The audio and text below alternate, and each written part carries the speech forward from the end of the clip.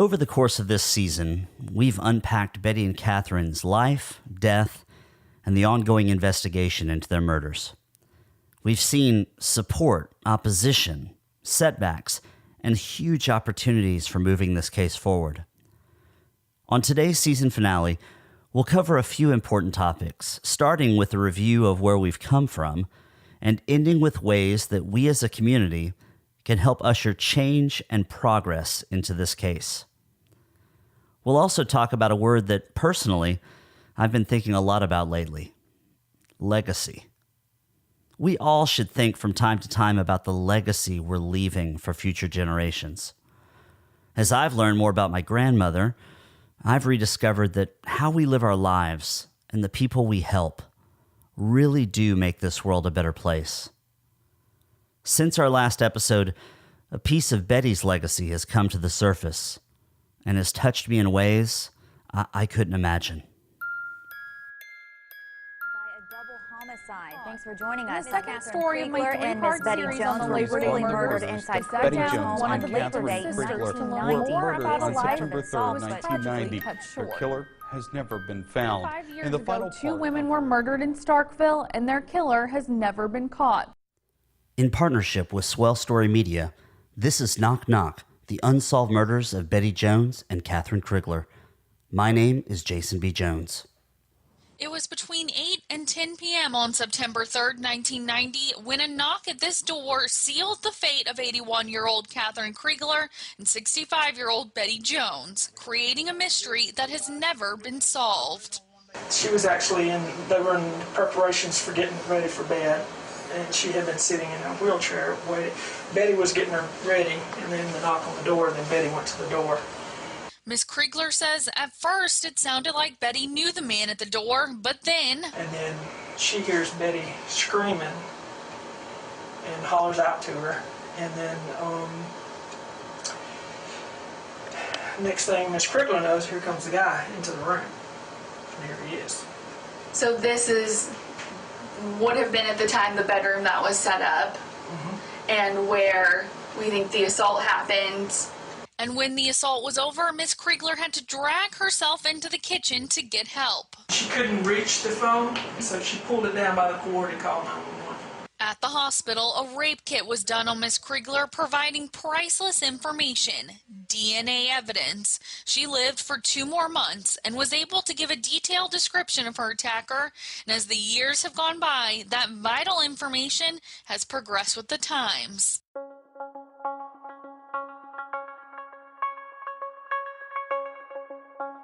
We've covered a lot of ground during this podcast, both into the lives of Betty and Catherine, as well as the details of this case. This has been a journey for those of us involved as well, as we've continued to discover more than we ever have known about what happened on September 3rd, 1990. As we look back and recap our season, it all really started with that first trip to Starkville, in an effort to unpack the truth.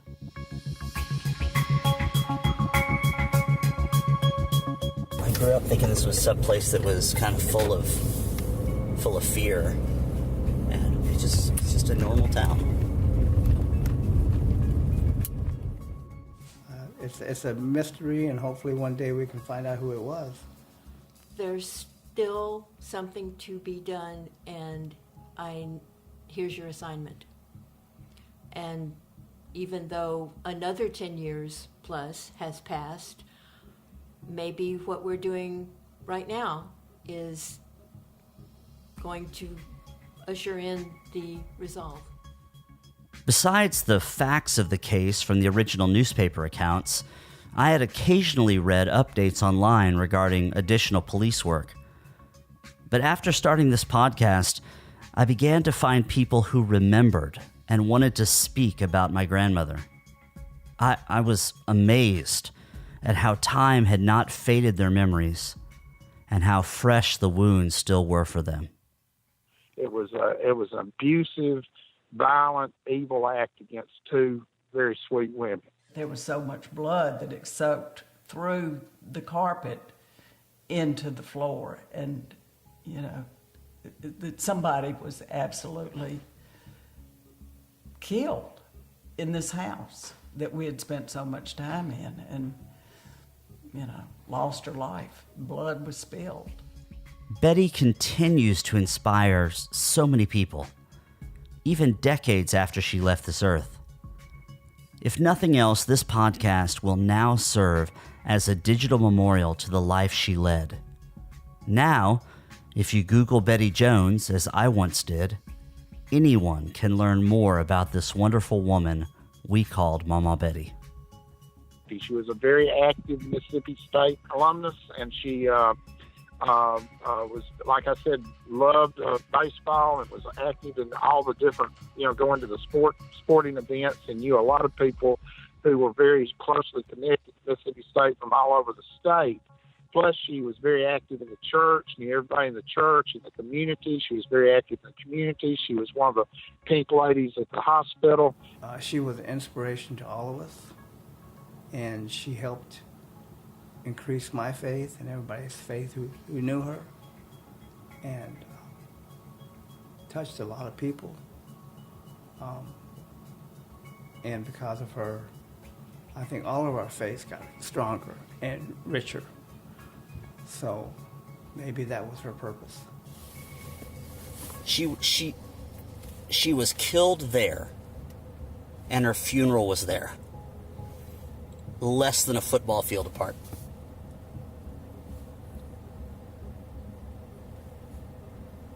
That just kind of blows my mind. Before I became a member of my wife's family, the name Catherine Crumpton Crigler was just another fact in my grandmother's story.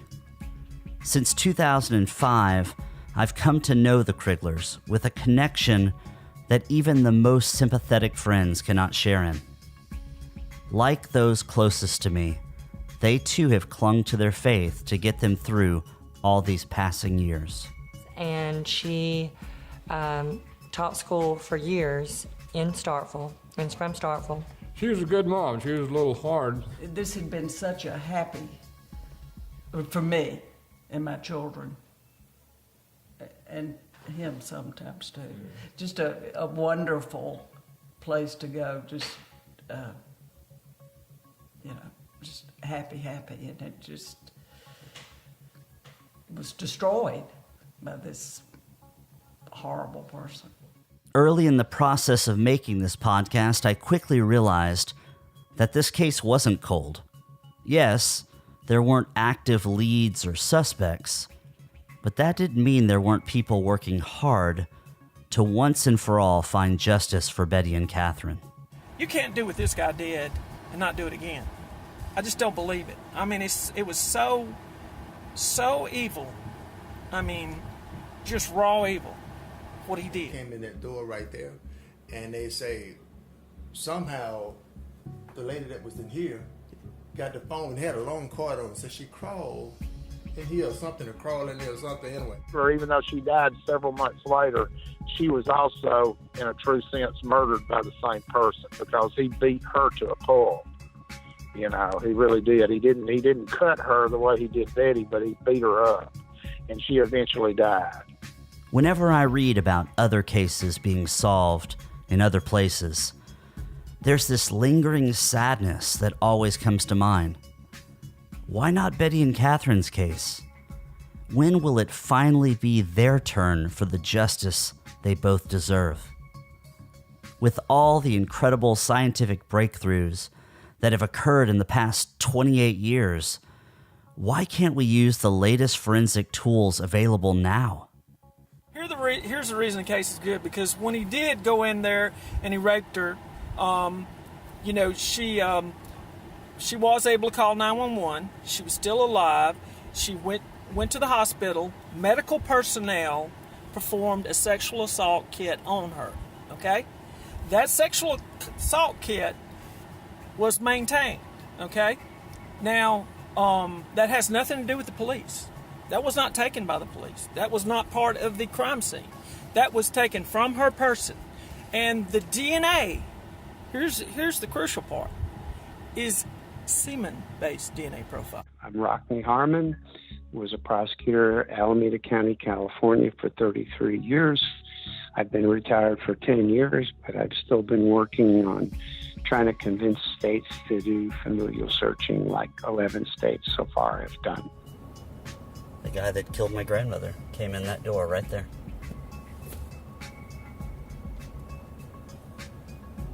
Gosh.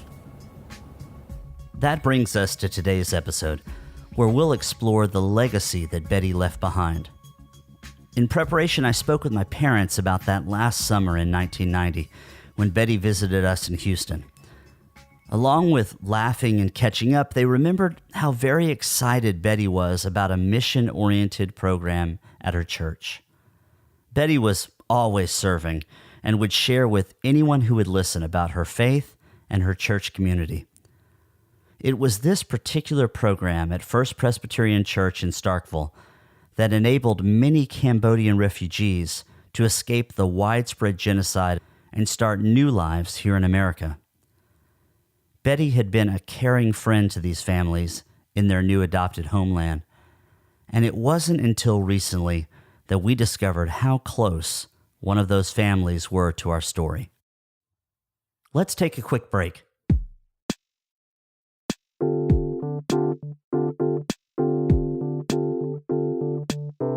While living in Ethiopia, some friends of mine witnessed firsthand the consequences of extreme poverty. They saw how Ethiopian women, in an effort to provide for themselves and their families, were forced to make unthinkable choices just to survive. These friends realized they wanted to give these women another choice, one that would provide them the opportunity to earn a living. It was from this experience that Fashionable was born. This movement started with a collection of hand-woven scarves, of which my wife has many, and has grown to include handmade leather bags and jewelry, apparel, shoes, and most recently, a premium denim line, lovingly crafted by women who have overcome extraordinary circumstances. We're so honored to partner with Fashionable and offer our listeners 15% off their first order. Go to livefashionable.com and use the discount code KNOCK15 at checkout. Again, visit livefashionable.com today to help bring opportunity and choice to these amazing women.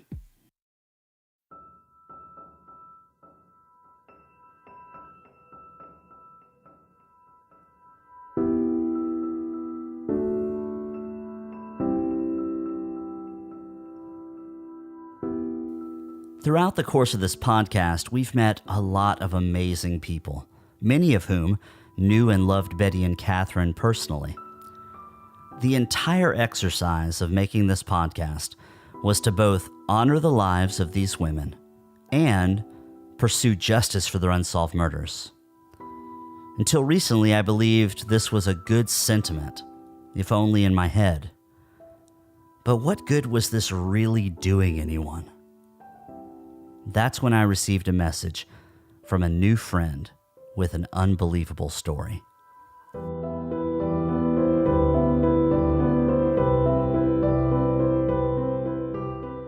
Hi, my name is Betty Hong. My parents and family are actually refugee survivors from Cambodia. They were sponsored by the First Presbyterian Church in Starkville, Mississippi, and I was actually named after Betty Jones. I'm actually born and raised in Nashville, Tennessee, but I'm the only one that was born and raised there. So I'm first generation to the States.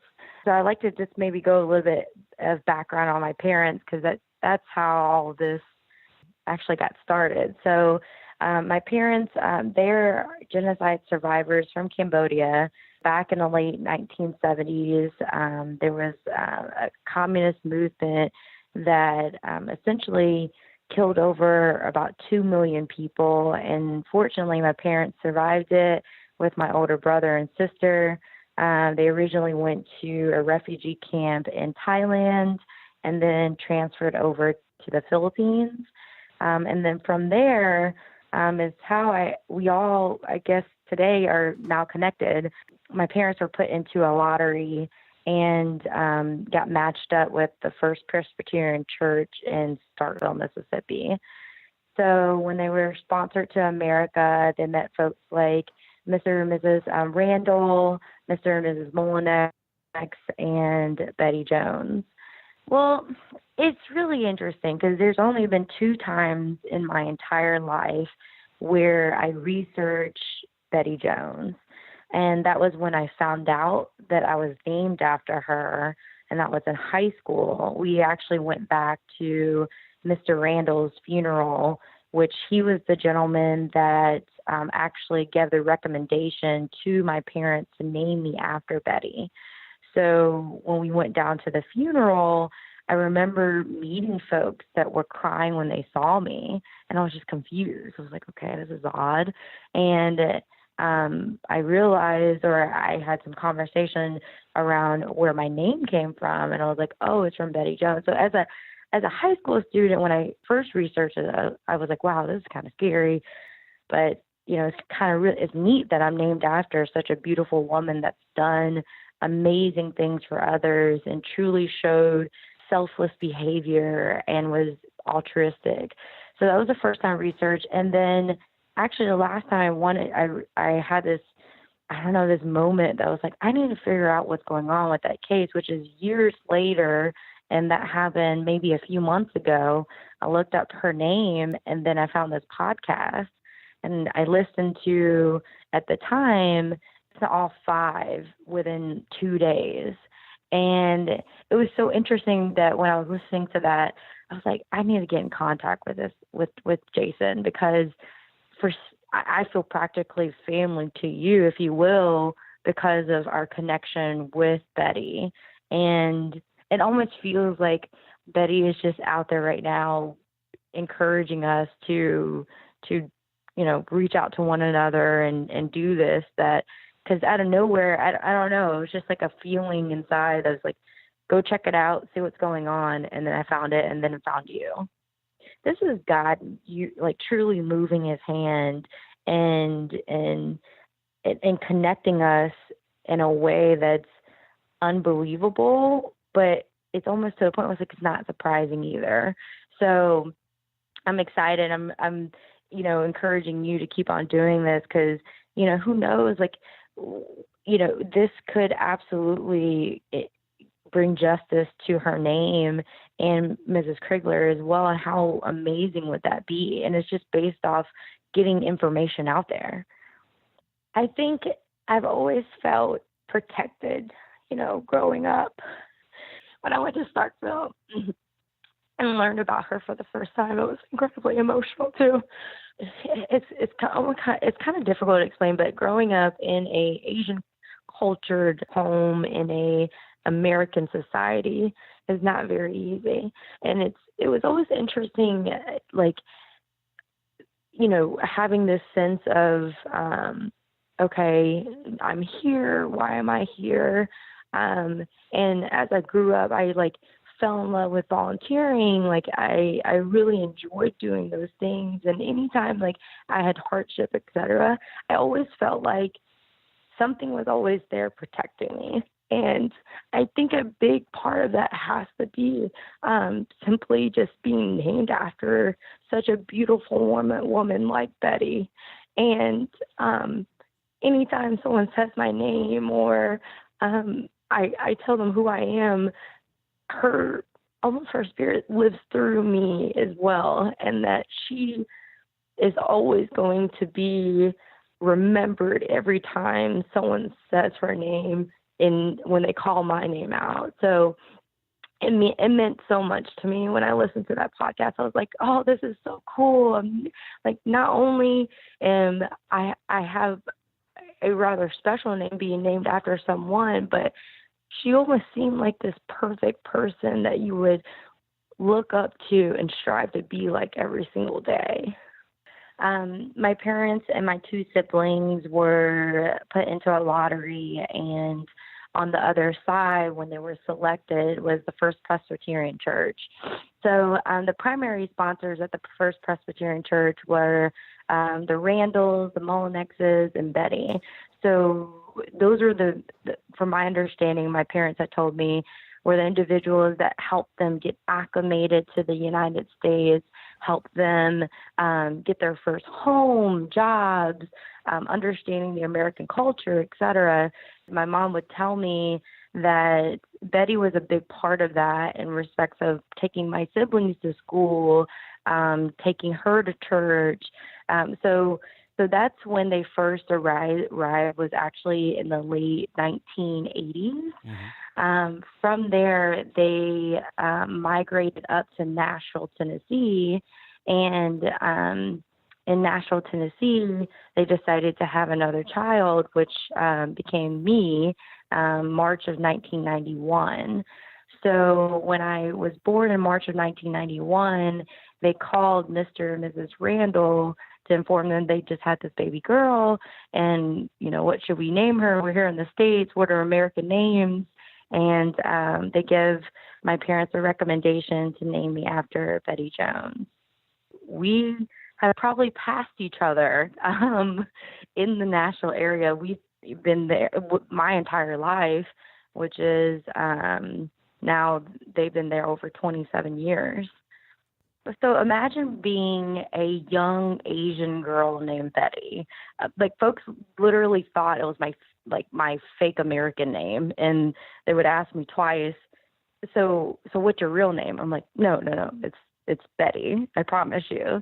So just in respect of, after knowing the meaning behind my name and where it came from and who it embodies, that really it like deep down in my heart, I almost feel like I have a duty to serve her name, to embody the qualities that folks loved about her. The fact that she was selfless, she cared about others, she put others before her. And while that's a heavy feat, it's because she made it possible. Having her name gives me encouragement that I can be like that, you know, one day when I go, folks are going to see and say those things about me. So it's quite an honor to have her name. And I'm like very thankful that I found out actually in my later years in life, because now, like, finding out as, you know, a teenager and then going into adulthood, you start to realize, you know, behaviors and how you act toward others really mean something. And obviously Betty played an incredible role in our family's lives, as she cared and nurtured our family when they first came to America, which is the most vulnerable time of your lives, when you come to a place you don't know anybody. And she was there. So it's almost indescribable what it means to have her name. So my thoughts are, if familial DNA, and for me also too, I don't understand why it's not just a common activity that is done. At face value, it truly makes not only logical sense, but business sense too, right? So if you think about, okay, how many criminals that have done atrocious and heinous crimes, not just the typical petty crimes, but the ones where death is involved, murder is involved, and rape is involved, why wouldn't you want to utilize a harmless mechanism to narrow down folks that shouldn't be interacting with civilians? So that's the perspective I have on it, is not only, you know, bringing justice to former crimes, but being part of a preventative measure for future crimes, because Betty could be anybody's grandmother or mother, elderly friend, and we have them now today, right? We have ourselves as well, that we don't know whether or not we're going to be interacting with folks that have done such terrible things. And so that's just my general perspective. You know, when I first went to Starkville for the funeral of Mr. Randall, I recall people being very emotional when they first saw me. So that put a red flag up. Okay, so this is different. And then afterwards, I did go visit Betty Jones's cemetery. And then I did my own personal research online and then found out. So I almost tucked it away because there wasn't like a real conversation with me of, okay, this is what occurred. At the time, I don't know if my parents didn't know how to have that conversation with me because they also came from pretty atrocious times as well, where they've seen, those activities happening in front of them possibly while they were in Cambodia. So, and that's why I found out so much of this stuff as an adult. So the first time when I researched her, I didn't know the type of person she was or who she was and what she did for my family. It was a lot of asking questions when I got older to Betty Jones's family, as well as the Mullinexes and my parents, and actually your podcast gave me significant information and knowledge about who she was, especially the one that was specifically for her. Like, I didn't know she was out there helping Mrs. Krigler, and which led to the event. And, it just shows, like, to her last breath, she was just being selfless the entire time. To have this such beautiful person where you're just confused why such an activity would happen to her. And it's, been a long time if you think about it, 27 years, almost 28 years at this point, right? It's neat to know that if anything, at least we provided a kind of staple of information about Betty rather than how she left this world.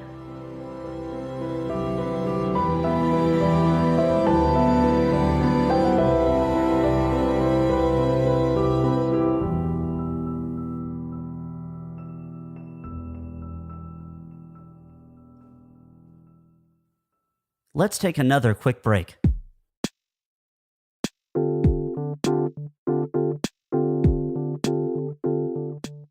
If there's one thing I've learned about Betty through this process, is that her life was dedicated to giving back. I know she would have loved organizations like Thistle Farms. At first glance, Thistle Farms is a world-class provider of natural home and body products. In the summertime, their bug spray is a must. But what is truly amazing about these items are the people who make them. All of Thistle Farms products are lovingly crafted by women, survivors of trafficking, prostitution, and addiction. You see, beneath the surface, what Thistle Farms really is a place that provides safe housing, economic independence, and a strong community of advocates for these women. Take a minute to visit thistlefarms.org and learn more about this amazing organization. And while you're there, use the discount code KNOCK15 for 15% off your first order. That's thistlefarms.org, where love is the most powerful force for change in the world.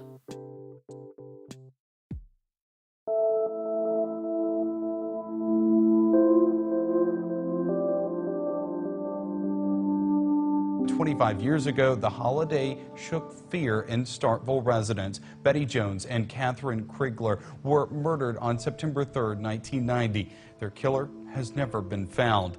Joey, over the years, many suspects have been investigated, but all have been cleared by DNA evidence that was taken from Miss Krigler's rape kit. Now, a new way to track DNA is bringing the case back out from the vault. Tested over 50-something people's DNA. For 25 years, Starkville Police Department has been searching for a man who murdered 2 women on Labor Day. Throughout the years, the suspects and evidence have piled up, getting detectives closer, but never close enough. Here's what we do know from Ms. Krigler's description and DNA testing. The suspect has blonde hair and blue eyes. He's 90% white European, possibly 10% American Indian. Here's an age progression sketch of what he may look like now. And Sergeant Laud says through psychiatric analysis, he could possess these traits. He's not going to be a person that's able to hold a job well. He's going to be dependent on family members or whatever to help him. He doesn't function well. He could be sexually dysfunctional. He has many problems. 80% of them generally live within 6 blocks of their victim, and they walk to their crime scene. Through that analysis, this case has been compared to others across the country, but no luck yet. Did kick out a couple of cases, but they weren't very close, and the DNA didn't match. But now, a new test called genealogical DNA has revealed even more about the killer. And with that new technology, Sergeant Lott says we're one step closer to figuring out who knocked on this door that fateful night. The new test can catch someone even if they aren't in the system. Searches for anybody that's kin. And it's been proven to work, as it recently cracked another cold case. Grim Sleeper Killer was identified through a DNA test that actually located his son, and they were able to trace it to him. The test has also provided 2 more clues. He has the blood of a Hicks or Devine, maybe, but he could have been put up for adoption, or his mother could have been a Hicks or Devine and married, and he's got a different family name. Now, Starkville PD is combing through phone, job, and college records, tracking down anyone with relation to those names who may have been in the area September 3rd, 1990.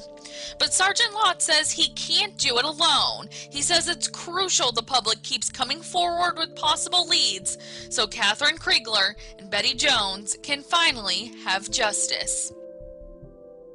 Now, Joey, the name Devine could be spelled with an I or an E. Investigators believe at the time the suspect was between 16 and 28 years old, but that would make him between 41 and 53 today. Now, if you have any information, please contact Sergeant Bill Lott of the Starkville Police Department at 662-323-4131.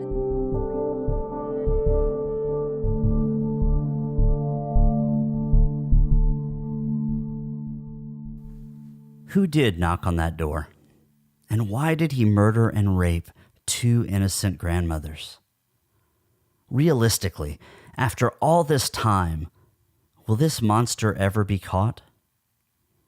Almost 28 years later, and we're still asking the same questions.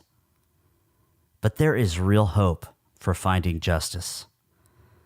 Throughout the process of making this podcast, we found new sources of hope at every turn.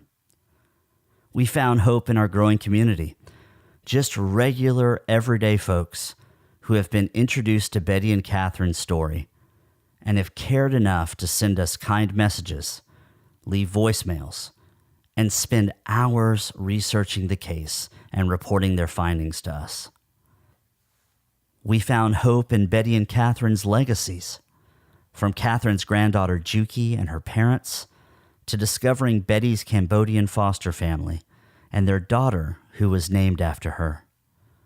Though their lives were tragically cut short that September evening, their compassion, devotion, and undying love made an enormous impact that continues on into new generations.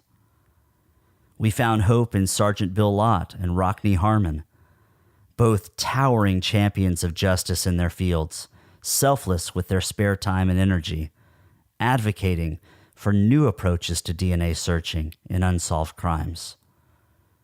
Armed with this newly discovered hope, how can we push this case forward and work towards finding whoever did this? In one of my many emails with Sergeant Lott, he said, "We may need to get a grassroots movement of people to get things moving." We've talked so much about next steps in Betty and Catherine's case. Based on all of the information that we've gathered, we believe that using familial DNA searching has the potential to give law enforcement new leads towards solving this cold case and hopefully others.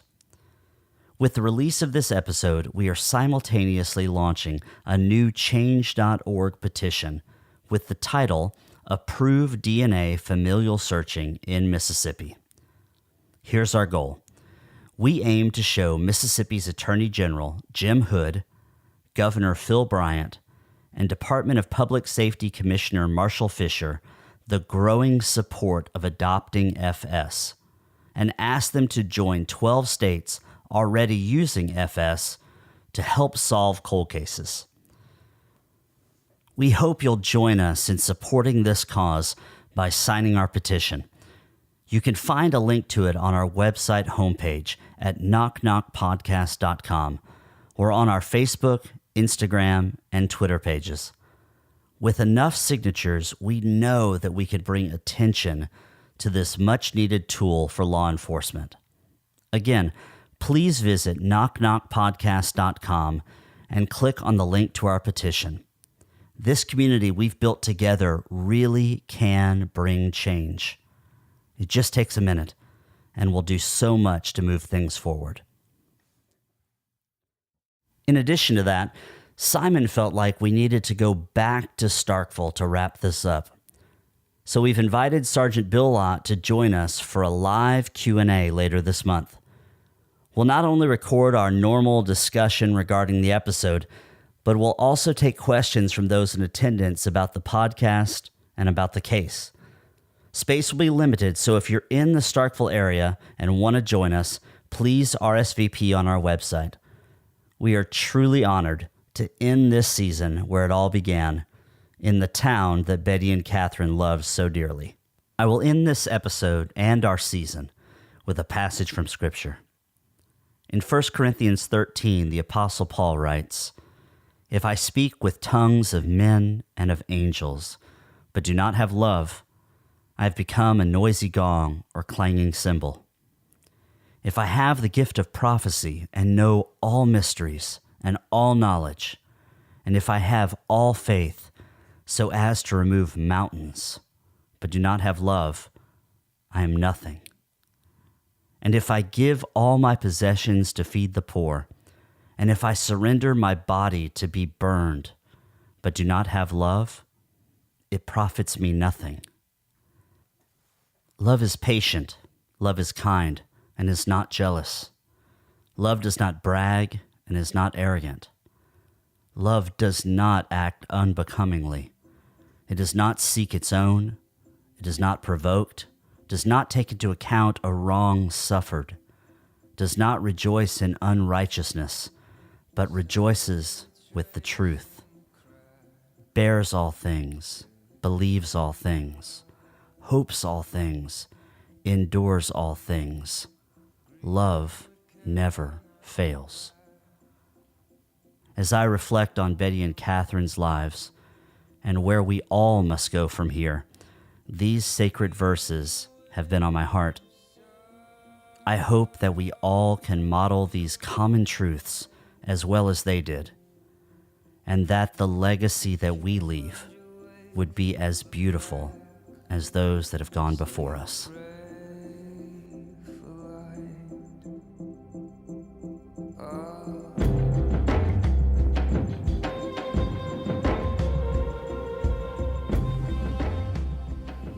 Knock Knock is produced by Chris Cerrone and me. Special thanks to the Knock Knock team: Lacey Orcioli, Rebecca Jones, Jason Adams, Simon Jones, Cole Flynn, Colleen Jones, and Maggie Thomas. To join the Knock Knock community, be sure and connect with me on Facebook, Twitter, and Instagram at Knock Knock Pod. There you can ask questions, leave comments, or just say hi. We've also set up a voicemail at 1-888-57-BETTY. If you have comments or questions, or you'd like to be part of the show, please call and leave a message. You can also rate and review the show on Apple Podcasts, Stitcher, or wherever you download podcasts. Reviews are key to keeping Knock Knock on the charts where people can find our show. Our outro music was provided by my friend and one of my favorite artists, Matthew Perriman Jones. To listen to more of his music, please visit mpjmusic.com. We'll be back with more details about our live Q&A. Space is limited, so make sure and RSVP to be with us soon. Thanks again for subscribing to the Knock Knock Podcast. As the sun waits under the sea, fall into that mystery, or it will pull you